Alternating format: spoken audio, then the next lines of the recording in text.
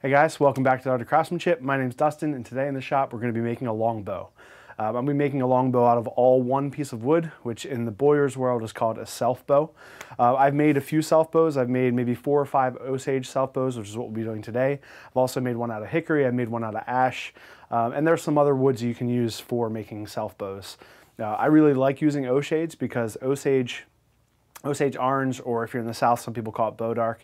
It's really good. It has really good characteristics for tension and compression.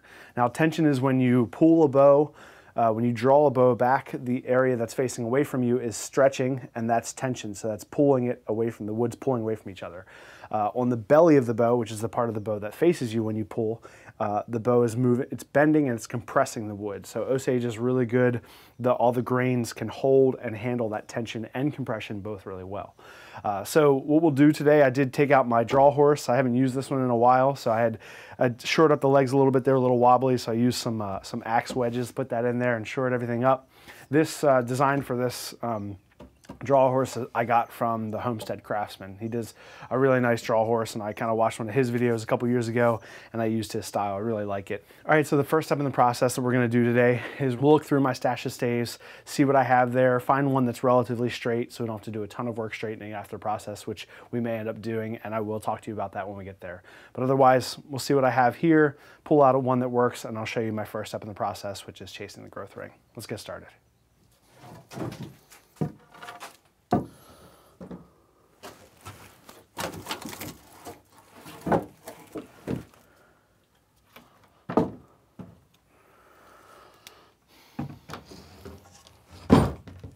So Osage is very bendy and very wobbly, so you're always going to have to deal with some of it. But this one has a little bit of a twist in it, so it does twist from one end to the other one. This one's a little bit straighter, so it doesn't have twist. And the other thing about this one on my right is that it has a knot right here. So anytime you have a knot in a bow, you want to make sure that that knot is right in the middle of a limb instead of on off to either side. And if you do have a knot, you'd have to leave a lot of extra wood around it so it doesn't bend and snap. So because of that, this one is also a really good piece. I'm going to put that one aside, and we're going to go ahead and use this one for today. It has a little bit of bend in it from the length, so the tips. Anytime you're making a bow, you want the tips of your bow and the handle to line up as a straight line. And basically you want that pretty much that way. That way when you're shooting your bow, the string is straight down the middle of the bow. So we will have to deal with that at a point in the process. We will work on a little bit of the steam bending to get that straight. But this is pretty good. It doesn't have a lot of twist. It's nice and straight here. By the time it gets to the other end, it's nice and straight. And as far as I can tell right now, there's maybe little teeny pin knots in it, but no significant knots. So this should be a really good bow stave to start with. All right, one of the great things that I love about bow making is that you can basically do it with super inexpensive tools. You know, I could make the whole thing out of just hand tools. I would use predominantly maybe a hatchet to remove a lot of material, and then use my draw knife and use a spoke shave and use maybe a few rasps. All tools that are hand tools that you can get for less than $10 a piece. I have I think 3 or 4 different draw knives. I've picked them all up from yard sales for under $10 and just kind of tuned them up on my own. Same thing, I have a couple farrier's rasps, one that I bought new for $12, and then I have 2 or 3 other more that I bought for just a couple bucks each. Again, these are kind of relatively cheap hand tools that you could buy, and then you can make your entire bow without having to use any big shop tools. You can do this all completely outside. You can do outdoors, no electric, and I love that about this process and about this project. That being said, I do have a bandsaw, and I am going to be using the bandsaw today to remove some of the material. It'll just save me a little bit of time, and it'll just go a little quicker. And I'm going to be doing a lot of work removing the bark and removing the sapwood on my draw horse.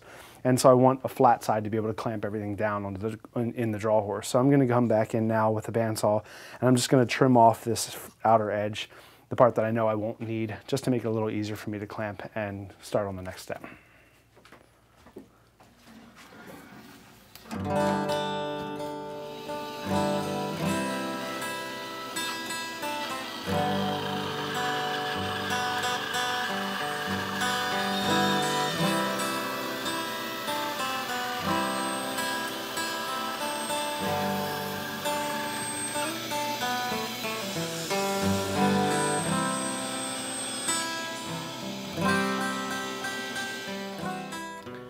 The main tool I'm going to be using for this first process is the draw knife. I have a few different draw knives. Some are sharper for more fine woodworking. This one is, although it is sharp, it's not as sharp as some of my other ones, which actually works a little bit better for doing bow making, because it takes a little bit more effort to cut into it, but that also saves you sometimes from cutting too deep into your wood and violating those growth rings. And so at this point, I want to be able to take off the bark, take off the sapwood, and then just do this kind of careful chasing a growth ring, and I'll talk a little bit more about that. But first thing we're gonna do is go ahead and take this bow and take my draw horse, we'll take it outside, go sit in the shade and work in this beautiful day.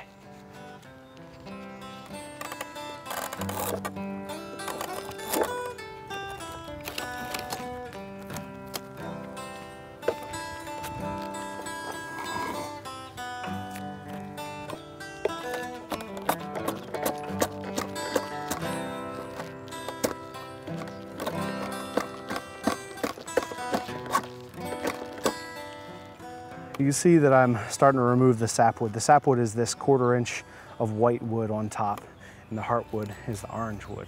So as I'm drawing back, I'm just using the draw knife to cut away the sapwood, and you can see here where I've actually gotten rid of all the sapwood and I'm now into the yellow of the heartwood. So I'm gonna work my way down, remove all the sapwood first, and then once I get to the heartwood, then I'll start drawing back on that until I just cut away all one growth ring of heartwood, and that'll add to the strength of the back of the bow.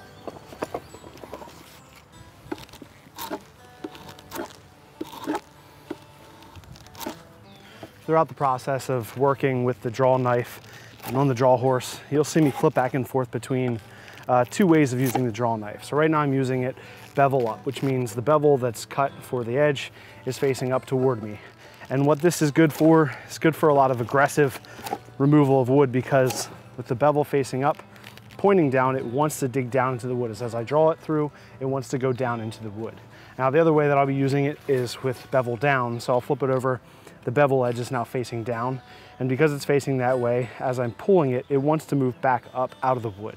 So if I'm doing fine work and I want to be careful I don't dig down too deep, I'll use it with the bevel down, and that way the blade wants to cut the wood, but it wants to come up toward me rather than dig down in and cut more wood. So this way I can be a little bit more careful about taking off little bits of wood when I'm actually chasing the growth rings and I don't want to go too deep. Keep my wood from cracking on the ends, I paint all my ends. What I'm going to do now is I'll go ahead and take my saw and I'll trim this off so you guys can see the growth rings, and I can talk about my next step of chasing a growth ring.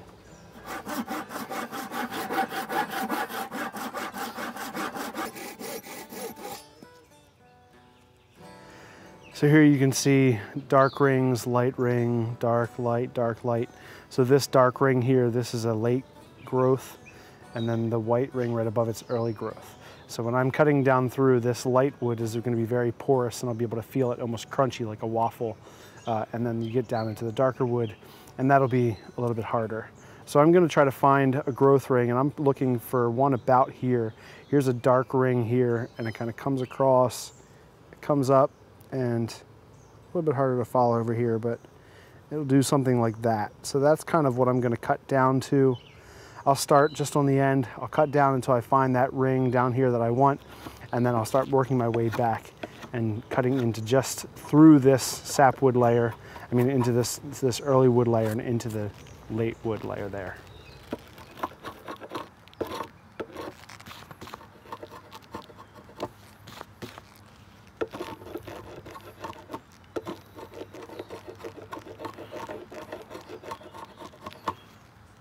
I'm down through 5 or 6 growth rings, down to this, which is kind of a little bit thicker growth ring, and I have a consistent one all the way across. So I'm just working my way back.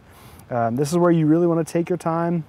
Don't be in a hurry. Just make sure that you have, you're cutting away the right rings and you're not violating, you're cutting through your growth ring that you want to keep.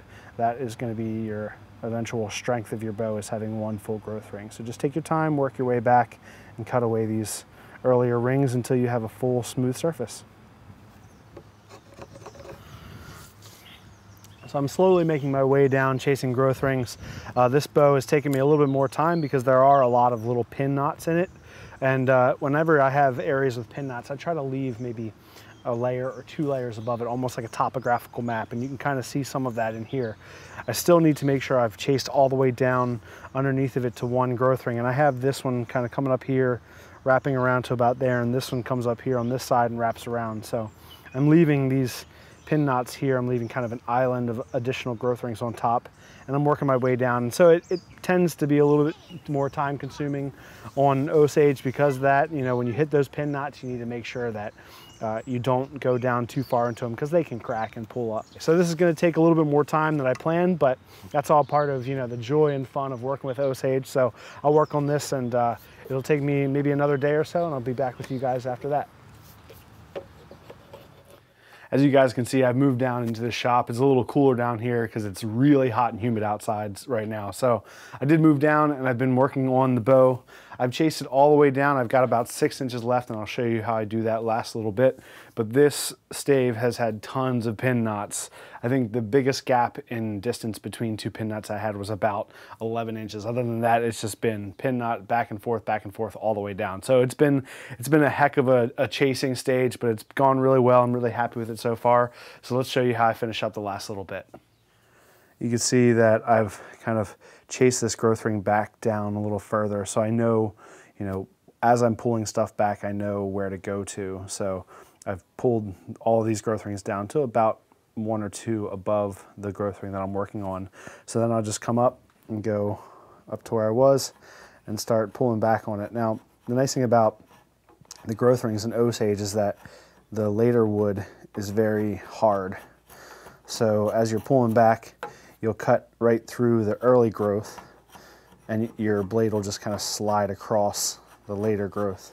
So it kind of lends itself to being chased a little easier because you do have that different texture and different feel of the wood. Another tool I've been using a lot as well is a cabinet scraper, and that helps to just kind of clean up those areas where the draw knife isn't working as well.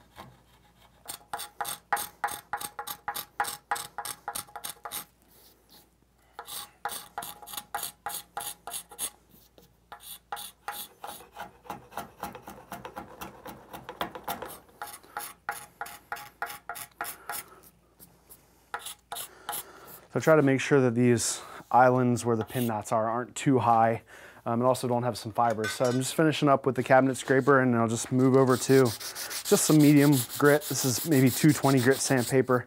And I just hit the top of each of these pin knot islands as well as the surface of the bow. And that just helps to kind of clear off any little bit fibrous, that early growth, and also any little bits of wood that might be sticking up that didn't get taken off all the way on the little pin knot islands. So just smooth it out so that way it's nice and smooth, and we can move on to measuring out for our bow. Now I'm going to go ahead and draw out my bow. I'm going to draw it from the front and from the side so I can kind of mark all my measurements to kind of make sense of all these measurements that I have. The measurements that I'm using are all for a hunting weight bow, which is going to be anywhere between kind of the 45 to 65 pound draw weight, depending on your size and what you use as well. But these measurements are all based off of that. I'm going to go ahead and draw them out so I can kind of get them down the paper. And if you want to, you can go ahead and pause and screen grab this, and you can use my measurements. So here you can see I have all my measurements drawn out. So this is for the bow. It's going to be 68.5 inches tall. The handle will be 4.5 inches tall. And then so the thickness of the handle, the width, will be 1.25 inches. So I'll go from the top of the handle, I'll go up 2 more inches and flare out to 1.75 inches.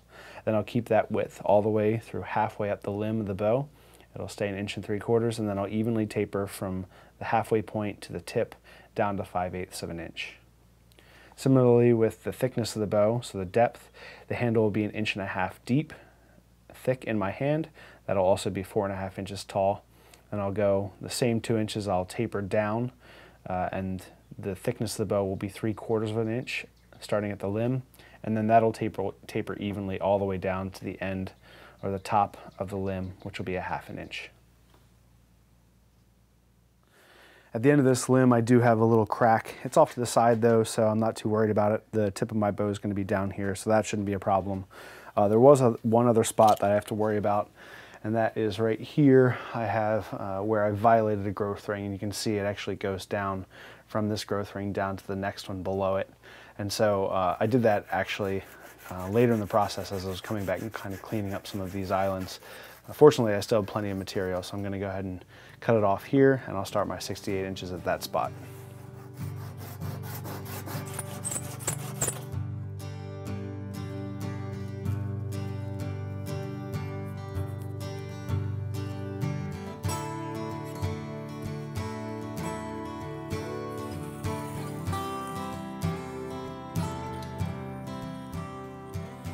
Here you can see that I'm kind of bypassing this pin knot by about 1/4 of an inch. Now, these islands make the pin knots look like they're a lot bigger than they are, and in reality, they're just the size of these little pins you can see.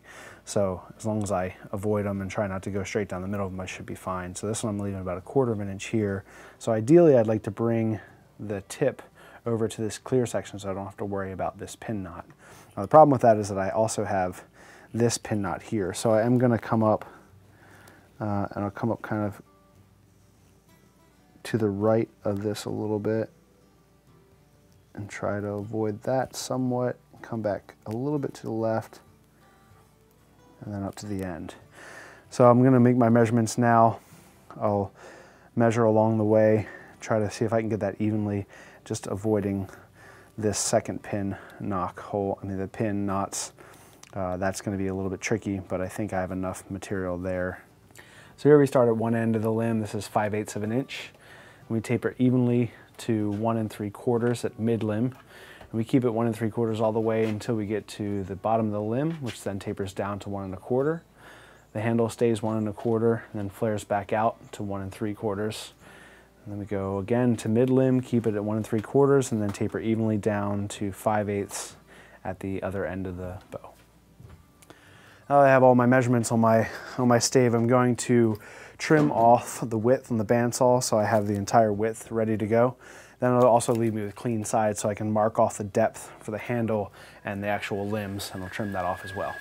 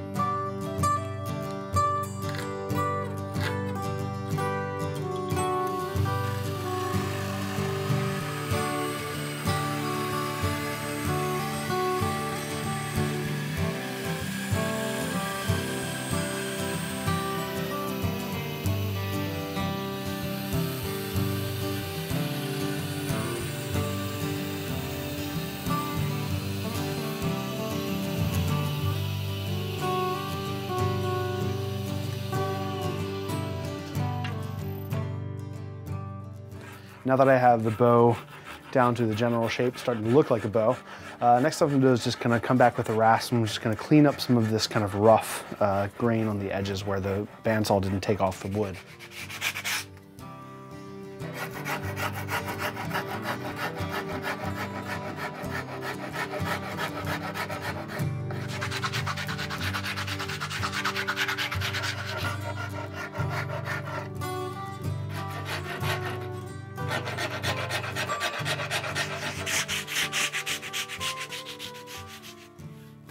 So now I'm to the point where I need to make some adjustments to the limbs. So this bottom limb, the one that's facing you, is a little bit bent out to the right, and also it has some twist on it where it comes down and it twists to the left. So I need to adjust that tip, bring it back so it's in line with the other tip, and also bring this limb back to the left. I also have a little area here on the end, the final foot or so, I might add a little bit of heat to and adjust that as well. And throughout the video I may have mentioned that I'm going to do some steam bending, but what I'm actually going to do is some dry heat bending with oil. So I'll add some oil to the area that I want to bend, and I'll just use my heat gun and add some heat to it and add some weight and pressure to the areas that I want to twist. And just adding that heat and letting the natural weight bend, I'll show you how I can kind of get those tips to come back to where they need to be and also get that limb to come back to the left. You see now I've put a quick clamp on the end of this. The reason why I do this is that I want to add some weight to the end of this so that way it can bend naturally. So I just have a basket that has some C-clamps and a wrench in there. I'm just going to add that weight. So this is probably about maybe 2 pounds or so. What this will do is as I'm heating up this area, it'll just naturally bend when it's ready to bend. So I don't actually have to force it or bend it when it's not, when the wood's not warm enough. It'll start to bend on its own. As I'm heating this up, I'm just going to make sure I'm moving the heat gun all the way around. I want to heat up the entire limb evenly, or mostly evenly. So I'm just going to keep moving, keeping the gun moving and hitting the back and the belly as well as both sides. This will just help to warm everything evenly, and it'll also keep you from scorching the outside of your wood, which you don't really want to do. It's just more material you have to remove later. So this way you heat everything up evenly, and the oil will help the heat to penetrate into the wood some. And then once this gets warmed up, it'll start bending on its own.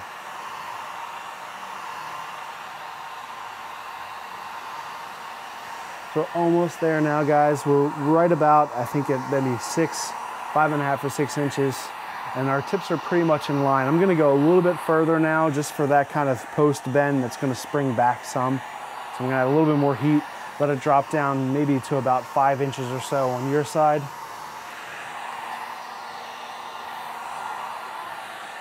All right, so now we have some of that post bend taken into account. So I let it twist a little bit more than I wanted to go. So that way when I release all the weight, it'll spring back some. It should be just about in line with the other tip. So we'll go ahead and let this cool down now completely on its own, just hanging where it is. And then we'll take off the weight and see how it turned out. All right, now it's cooled for about 25 minutes or so. So I'm gonna go ahead and take the weight off and we'll see how much bend back we get.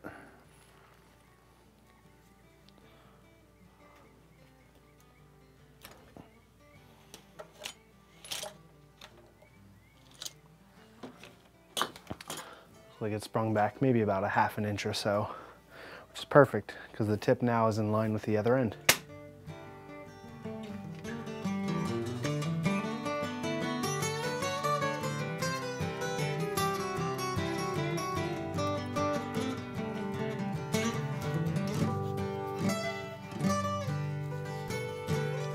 You'll start heating now, and where I want this to bend is right about at the handle and the fade out, which is nice because this is going to be the thickest part. It's not going to have a lot of bend or movement in it later. So if there is any kind of damage to the internal structure of that wood, it won't matter here because it's not going to bend so much.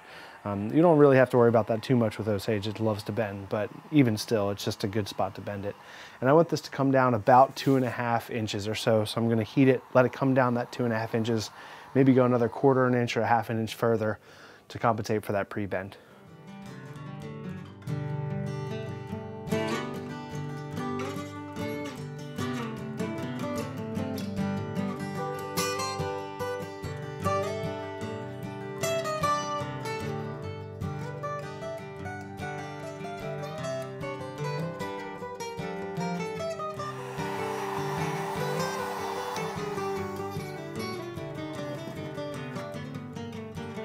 All right, so that took me maybe about 25 minutes or so. For the first 20 minutes, it only moved about 1/4 inch, but I just added a little bit more weight to the basket, kept on heating it, and that last 5 minutes, it really moved those entire 2 inches. It was really cool just watching it start to drop. So just take your time. Sometimes it takes a little longer than other places, but because this wood was so thick here, it really just took some time to heat up before it really started moving.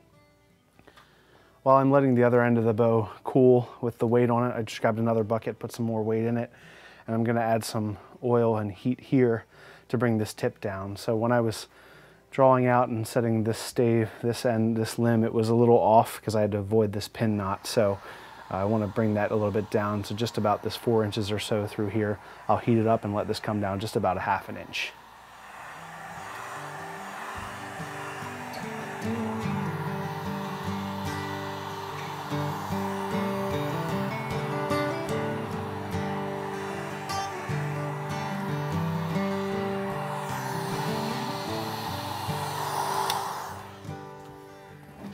All right, so this tip's come down maybe about 3/8 or so, which is just about perfect. It looks really nice and even now all along the limb. So I'm gonna go ahead and leave these weights on, and I'll let it settle and dry and cool down for maybe about an hour or so. And then I'm gonna take all the weights off and I'll let it settle completely overnight, and we'll come back tomorrow and start tillering.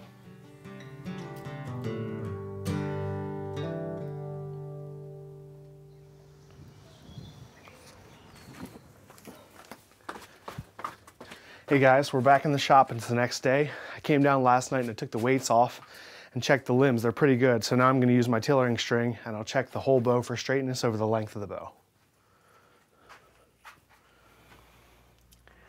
All right, I haven't filed in the nocks yet for this bow, so I'm just putting the loop right over the end of the tip and just centering that line. And I'm just gonna bring this other end of the tillering string up and just kind of pull it tight, center it on the end of this tip. And then we can see how the limbs are lining up. And they're pretty straight now. You can see that the bowstring comes down and it's not exactly centered. It's off to the side a little bit. And I won't be actually cutting an arrow rest into this handle, so that actually works well, because with a bow like this, the arrow has to come around the handle as you shoot it. So the fact that the string is a little bit off to the side actually will work pretty well with allowing that arrow to come around and fire straight. Well, it's not as hot as it was out yesterday and the day before outside, so I'm gonna go ahead and grab my draw horse, move back outside, and start doing some floor tillering.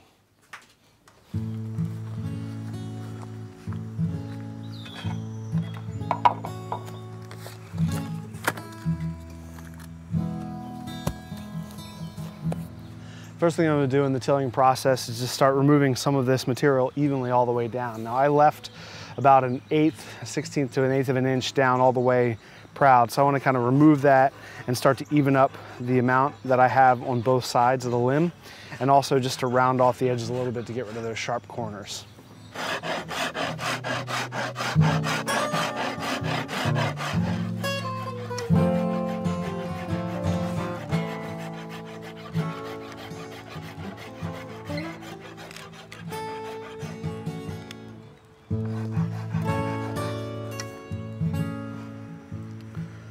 Just gonna come back through periodically and check and mark off my 1/2 inch line. Here I'm down to it on the curve, so I'll leave those. Same thing. A little thicker around this pin knot. And then as I get closer up to mid limb, I start going up a little higher because I want to get up to the 3/4. This side's looking pretty good.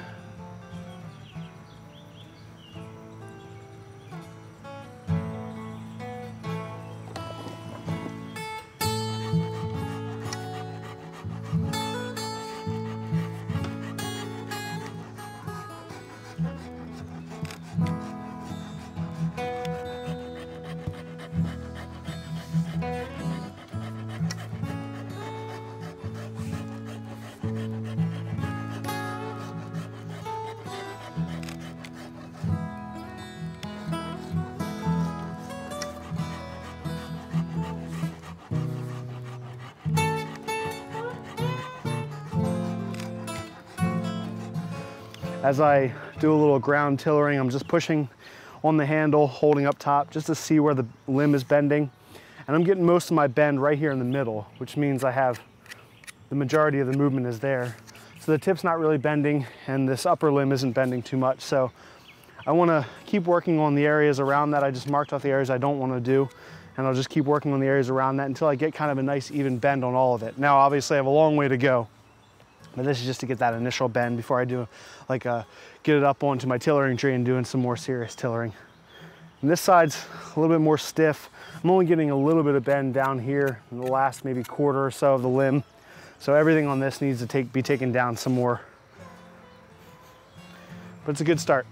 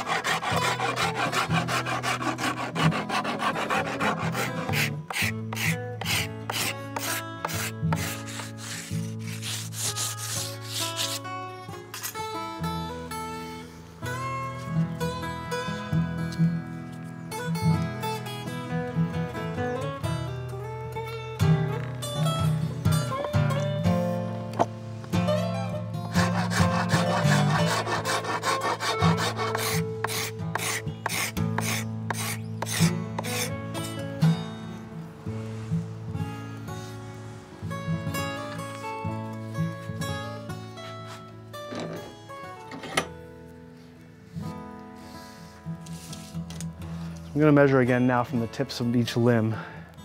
That's 34.5 inches. And that's all 34.5 inches, and that's both to my original center line. So I've marked off here 1 inch down from the end on this tip, and also 1 inch down from the end on this tip, which would be 33.5 inches on each limb, which puts my overall length to my bowstring and my knocking points at 67 inches, which is my original design. I'm gonna mark off now a 45-degree angle for my nocks, and I'll use a chainsaw file to file this out. I'll do one on both sides.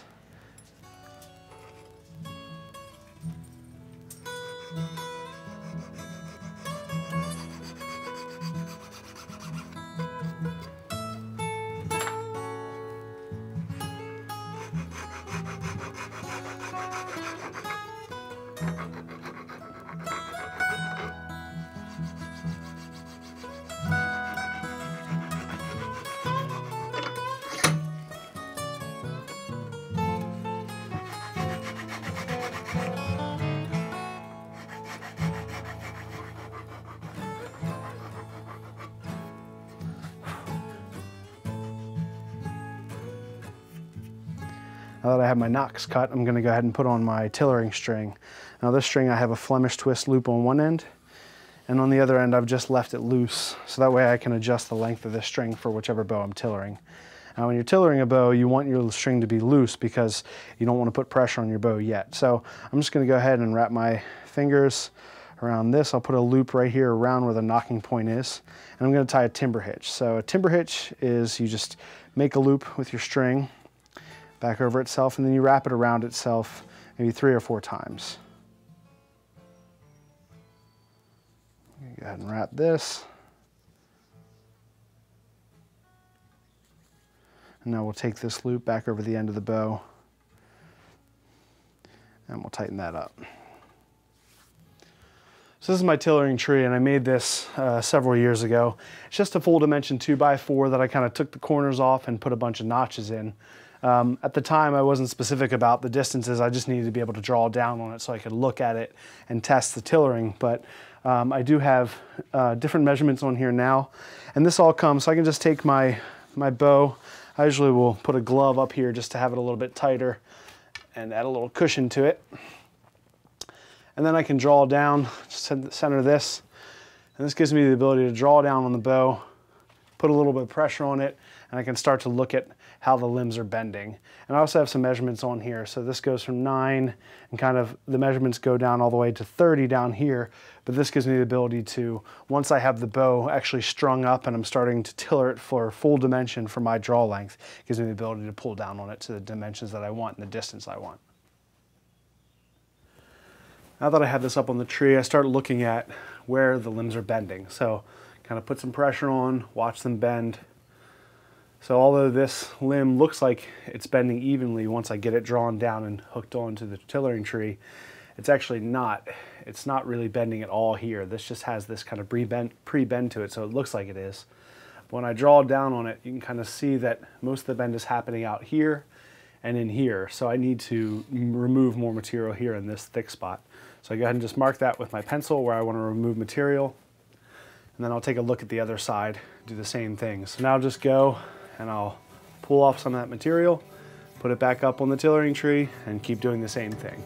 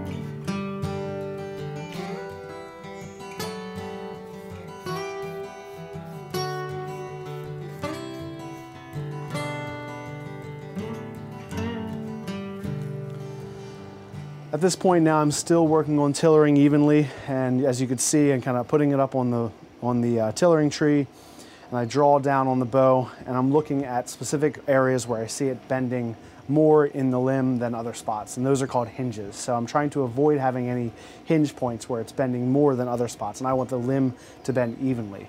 So as I'm working, I'll come in, I'll mark all those hinge points that I see, and I'll bring it back to the vise using my rasp and just taking down those specific spots where I've marked. Once I've taken down those spots with the rasp, then I'll bring my cabinet scraper over and I'll scrape those spots clean. So then I have a whole limb that's clean again. Then, because I want to take all of the bow down in draw weight, still needs to come down, it's still really high on draw weight, then I'll come back and I'll take an even amount, I'll scrape all the way down with the rasp, down the entire limb, and then clean it back up with the cabinet scraper as well. That way I'm bringing draw weight down across the entire limb on both sides, but before that I'm hitting those spots. That way I'm getting rid of those hinges evenly as well.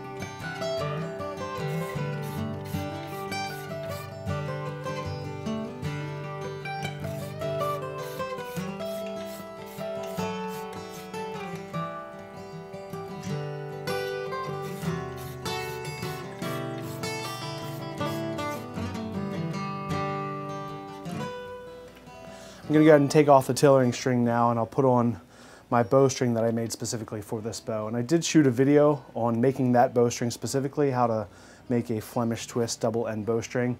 So if you're watching this in the future, go ahead and over and check that out. And if not, it'll come out soon, so we'll be putting that video out next. This bowstring has two different size loops. The big loop goes on the top so it can slide down. The smaller loop goes on the bottom.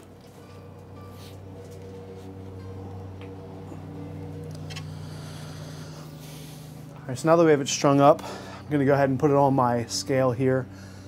And this scale is a 50-pound scale. So as I draw down on this, I can see the scale moving and checking the weight. It's about 40 pounds there, and that's down to 50.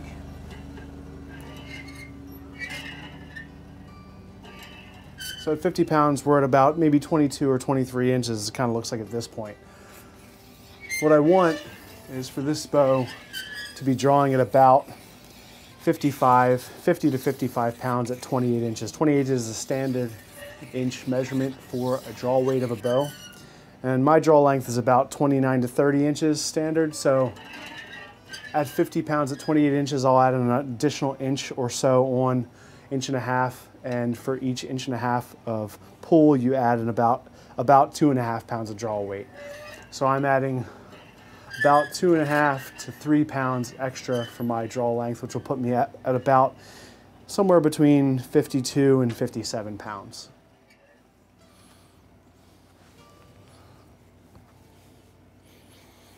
It's feeling great. We're just at about 57, 58 pounds at about 28 inches. My draw length's just about 29 inches, so it's feeling perfect right about that 57, 58 pound draw. I really like the way it feels right now.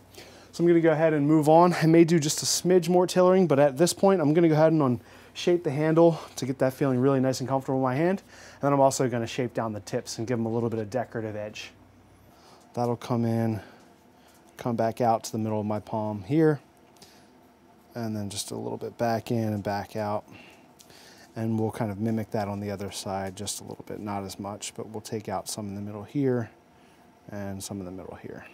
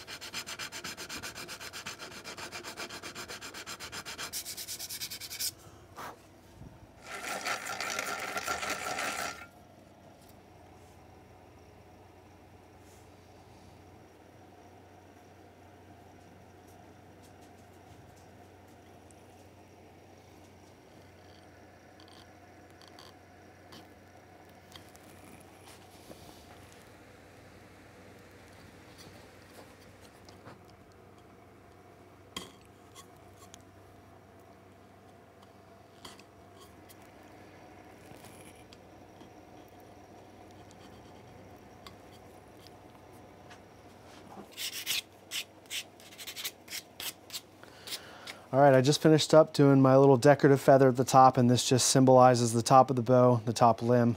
So I'll go ahead and finish everything up with 220 grit sandpaper, and then I'll oil the bow.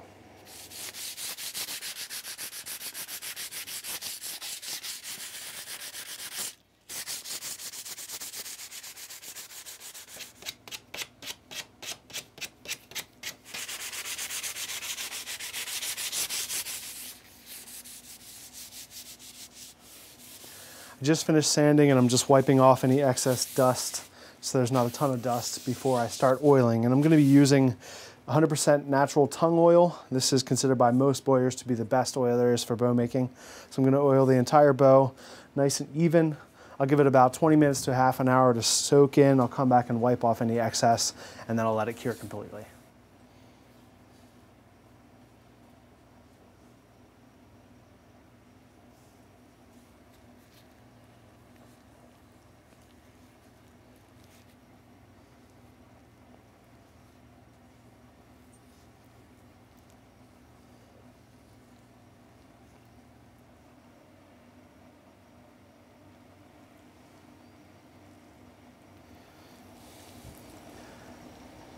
Man, oiling this up just makes it just look that much more beautiful. There's just beautiful grain and chatoyance throughout the handle. Nice rings going up and down, and just really brings a pop out to the entire thing.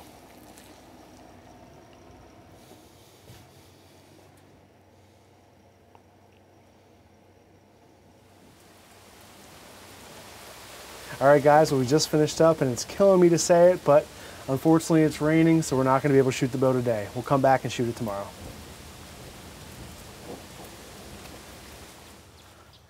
It's the next day, guys, and it is a beautiful day today. So we're going to go ahead and shoot the bow. This is going to be the very first time that I've shot this bow. I haven't shot it at all.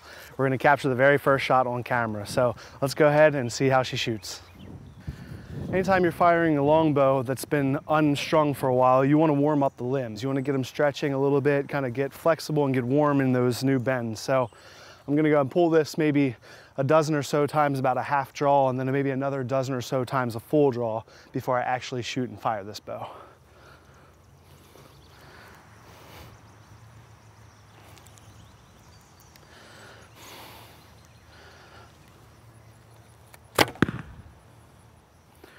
Whew, fire's great, didn't explode.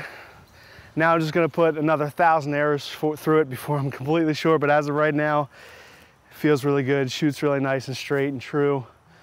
My aim is not amazing, but it's okay for what it's worth.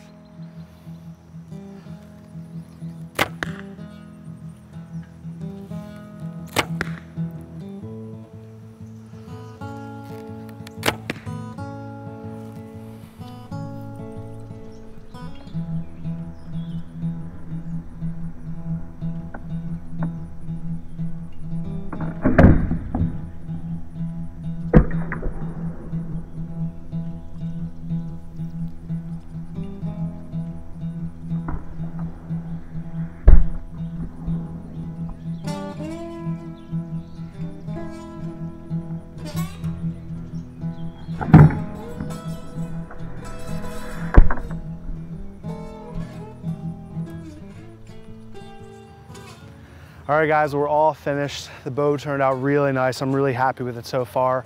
Again, like I said, I'm gonna have to shoot a couple hundred more arrows through it till I'm really comfortable that it's gonna last for a long time. But for now, it's holding up really nicely and shooting really cleanly, which I like. So thank you so much for watching. It's been a fun few days in the shop. Make sure, if you haven't already, thumbs up this video and give us a like.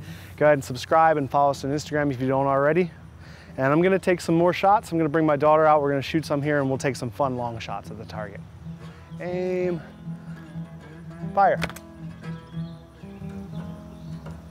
Whoa. Fire. Oh, not bad. You're actually closer than I am. You got the right distance. Aim, fire. Oh, close.